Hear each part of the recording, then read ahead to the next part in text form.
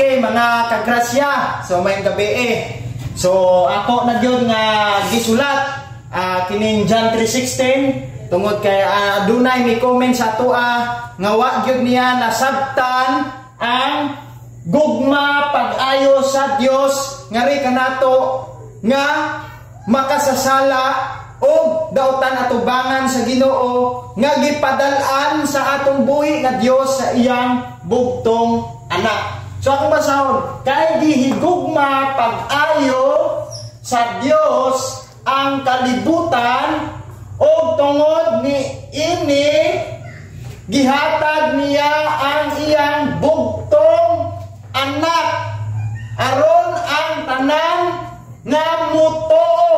Asa mutuo? Sa iyang bugtong anak nga gipadala diri sa kalibutan. Diri mo tuo aron ang tanan nga mutuo kaniya.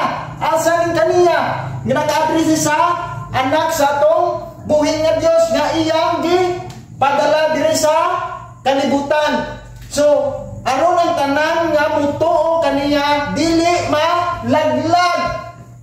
Kinsa daw kung dili malaglag? Katong mo tuo. Asa mo tuo sa iyang bugtong